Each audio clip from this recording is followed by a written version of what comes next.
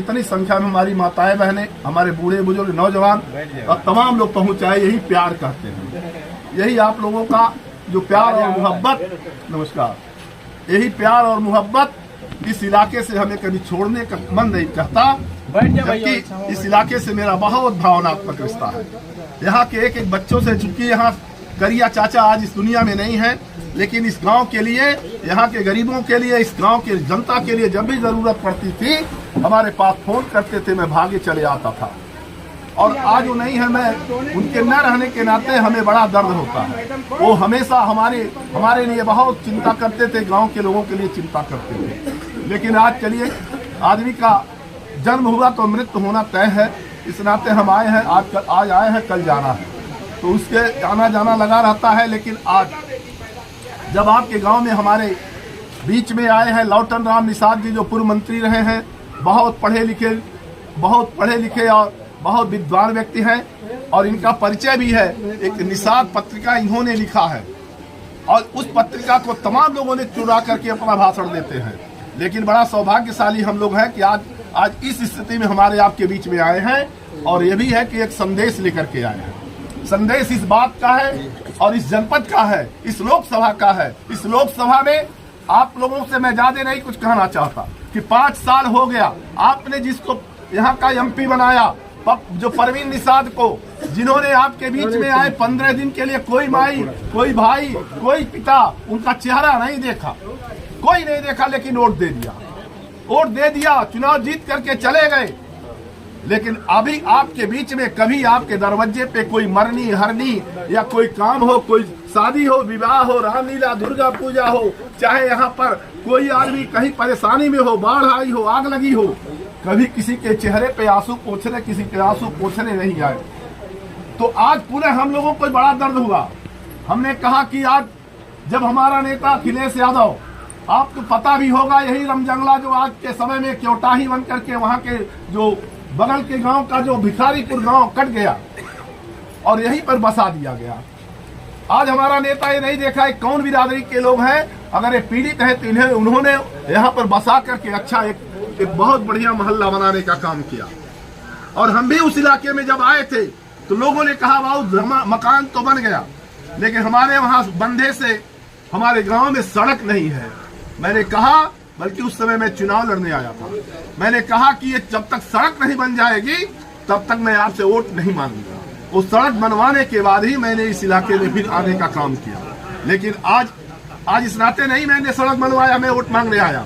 मैं इस नाते आया हूँ अपने इस नेता को लेकर के कि आप चलो। हमारे निषाद समाज के लोगों ने, अपने ही उस निषाद समाज के एक बिरादरी बनकर के लोगों ने ठग लिया और यहाँ के लोगों का हक और हकूक छीन लिया। आपका जो हक हमारे नेता ने दिया था, आपके हक के लिए जो पट्टा बालू का घाट, आपके लिए मछली पालन का पट्टा, आपके लिए जितना भी जो मछुआ आवास हुआ करता था, ये सारे बंद कर दिए। और तो और उन्होंने यह भी नहीं सोचा कि आज गोरखपुर से चल करके आए, या नहीं घर पर जा करके उनका हाल, लेकिन नहीं आए। आज पुणे फिर वो आ गए हैं आपके बीच में वोट मांगने। आज आ गए हैं जो गोरखपुर से चल के आते हैं, लेकिन हमने भी उन खेला और ऐसे जो इसी जनपद का रहने वाला है, जो आपके बीच में बराबर आता है। जब भी यहाँ पर कटान हुआ था, वो आदमी आकर के यहाँ पर कहा कि मैं राष्ट्रीय अध्यक्ष अखिलेश यादव से मिलकर के आपके आवास को बनवाने का काम किया, करूंगा, वो करवाने का काम किया। लेकिन आज चुनाव का वक्त है। आज अपने बेटे जो आपका पप्पू निषाद है, आज हम लोग भी मांगने आए हैं वोट, इस नाते आए हैं कि हमारे जनपद का सवाल है। अब हम अपने बेटे को वोट देने के लिए, अपने जो पप्पू निषाद को वोट देने के लिए अब की बात आपसे आग्रह करने आए हैं। हमारी माताएं बहनें बैठी हैं। आप जब आज चुनाव का समय आया तो आप ही के गाँव में 3 हेलीकॉप्टर उतार रहे हैं। आपने वोट दिया, पैसा कमाया, लूटपाट किया और 3 हेलीकॉप्टर ले आकर के दिखा रहे हैं, आपको चिढ़ाने का काम कर रहे हैं कि देखो तुमने वोट दिया, मैं राजा बना, और राजा बन करके 3 हेलीकॉप्टर से आया, तुम्हें एक झोपड़ी तक नहीं मैंने बनवाया। आपको ललकारने आए हैं, आपको ललकारने आए हैं, आपको ललकारने आए हैं, चिढ़ाने आए हैं। तुम लोगों को जब मैं चाहूंगा, उन्होंने कहा जब चाहूंगा पैसा तुम्हारे घर पे मुंह पे मार दूंगा, आप लोग जा करके दूसरे दिन वोट देने का काम करोगे। तो क्या ऐसा आप लोग करोगे? ऐसा नहीं करना। अगर वो पैसा देता है वो भी ले लेना। हम भी जान रहे हैं सबके घर जा जाके धीरे धीरे टेम्पो से पैसा बांटा जा रहा है, लेकिन पैसा बहुत कमाया है। उसको जो आदमी टिकिया बेचता था आज टिकट बेचने का काम कर रहा है। हम ये नहीं कहने टिकिया बेचने वाला कोई गलत काम है, लेकिन आपने जो हमारे अपने से जो वादा आपने किया था, आप यही कह करके आए कि मैं आरक्षण आपको दिलवाऊंगा। आपने यही कह करके आए कि आपको नौकरी दिलवाने का काम करूंगा। आप यही कह करके आए कि हम यहाँ के गरीबों का आवास बनवा दूंगा, लेकिन उन्होंने कोई एक काम किया हो आप बता दो। मैं नहीं वोट मांगने आऊंगा, लौटन राम निषाद वोट नहीं मांगने आपके गांव में आएंगे, लेकिन एक कोई काम किया हो वही काम आप लोग बता दो। मैं इस गांव से हाथ जोड़ करके चला जाऊंगा, पूरे इस गांव में कभी नहीं आऊंगा। जब कोई काम नहीं किया है, जब कोई काम नहीं किया है तो अब की बार उनके पैसे पे मत बिकना। हमारे साथियों, आज का सबसे बड़ा सवाल है कि भारतीय जनता पार्टी जो हमारे संविधान को खत्म कर रही है। संविधान जानते होंगे, बाबा साहब ने बनाया था कि संविधान सबको अधिकार दिया था कि यह संविधान से हर गरीब, हर बच्चा, हर हमारी माताएं बहनों को यह अधिकार है। अगर कोई उन्हें सताने का काम किया करेगा, उसी संविधान के तहत लिखाओगे तो जो का काम करेगा उसे जेल में जाने का भी वही संविधान व्यवस्था दिया है। वही संविधान ये सब हटाने जा रहे हैं। इस नाते आपसे निवेदन करने आए हैं कि आप लोग इस संविधान को बचा लेना। आपके बच्चे जो पढ़े लिखे हैं, जो पढ़ने वाले हैं, आज तक 14 से आज तक की सरकार भारतीय जनता पार्टी की करीब 10-15 साल हो गया, आज तक ले कोई भर्ती हमारे नौजवानों को, हमारे बच्चों को नहीं दिया। जो भी भर्ती फर्जी निकालते हैं, पैसा भी ले लेते हैं, भर्ती को लीक कर देते हैं, कहते हैं अब दूसरी बार होगा, तीसरी बार होगा। बच्चा तो बेचारा सोचता है, वो माई बाप जो है अपना एक टाइम का भोजन कटौती करके, रिक्शा चला करके, दे करके उन्हें पढ़ेगा आगे का सोचे हैं कि हमारे घर की माली हालत खराब थी वो बन जाएगी। जो बेटियां आज शादी करने योग्य हैं, हमारा बेटा नौकरी पाएगा, उनके हाथों को हम पीला करने का काम करेंगे। लेकिन ये भारतीय जनता पार्टी आपके जो रोजगार था वो भी छीन लिया, वो भी छीन लिया। आज तक कोई नौकरी नहीं मिली, सारे प्रतिष्ठान इन्होंने बेच दिया, रेल बेच दिया, तेल बेच दिया, जहाज बेच दिया, और तो और जो सबसे मजबूत थी व्यवस्था BSNL हुआ करता था उसको भी इन्होंने प्राइवेट हाथों में, अडानी अंबानी और सभी जो उनके साथी है गुजराती भाइयों के हाथ में, उन्होंने सब औने पौने दाम पे बेच दिया। और उसकी हिस्सेदारी धीरे से लेकर के माननीय मोदी जी रख लिए। जो सुप्रीम कोर्ट ने जबरदस्ती करके जो कहा है कि वो बांड निकालो, जब निकला है तो जब हम लोग कहते हैं कि गौ हमारी माता है और उससे मेरा नाता है, यही होता था ना, हम हिंदू धर्म के हैं, लेकिन उस धर्म को भी कलंकित कर दिए भारतीय जनता पार्टी के लोगों ने। उन्होंने उस गौ काटने वाले सराइटर हाउस से उन्होंने 250 करोड़ रुपया दलाली लिया कि आप जितना चाहो उतना गौ माता को कटाओ और वो 250 करोड़ रुपया हमको दे दो, जो चाहो कराओ। और तो और उन्होंने कहा कि हम राम को लाए हैं। अरे भाई, राम तो हमारे सबके हैं, तुम क्या लाओगे? राम को तो लाए हैं, कहते हमको भी तुम लोग ले आओ।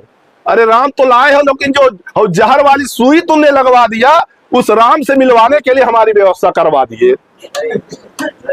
उस राम से मिलवाने की व्यवस्था इन्होंने कर दिया, जो सुई लगवा दिया, टीका लगवा दिया कोरोना काल में।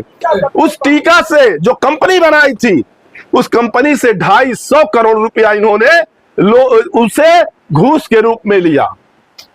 अब कहते हैं उस कंपनी में जो आया था, उसका टीका वाला जो सुई शीशी आया था, उस पर रैपर जो लगा था, उस पर मोदी जी का फोटो छपा था। आज वो फोटो गायब हो गया उससे। अब कहते हैं हम उसको वापस बुलवा। अरे जो जहर हमारे शरीर में डाल दिया, अब तो वो तो वापस नहीं कर सकते।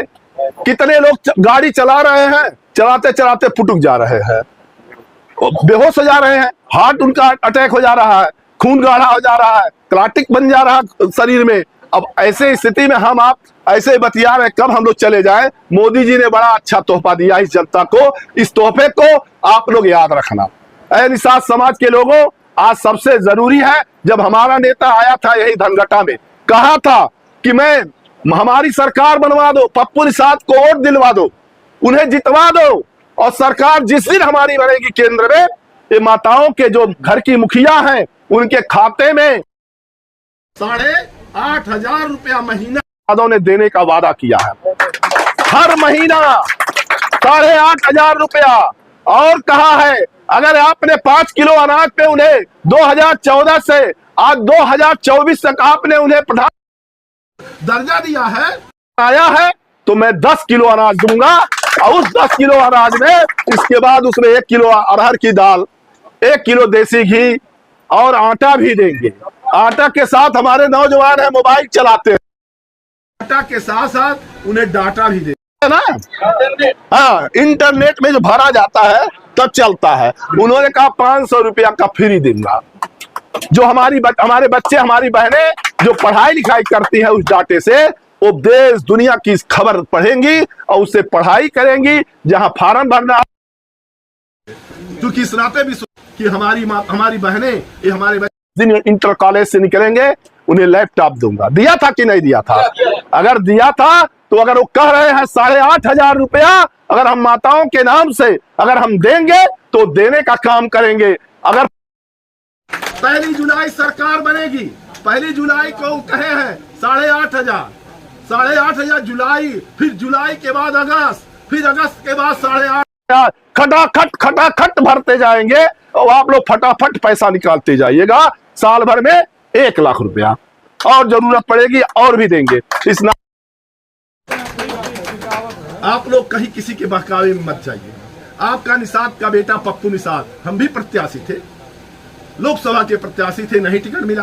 कोई मलाल नहीं है, इस नाते मलाल नहीं है कि आप लोगों को आज देख रहा हूं भारतीय जनता पार्टी पप्पू जो है प्रवीण निषाद इस जिले को खा डाले हैं। कोई काम नहीं किया है, निषादों के दरवाजे पर नहीं गया। अगर निषाद, चलो हमारा निषाद भाई बिरादरी का था, मछुआ समुदाय का था, चलो इसको हम लोग कम से कम एक बिरादरी को मजबूत कर दिया, नहीं इन्होंने किया।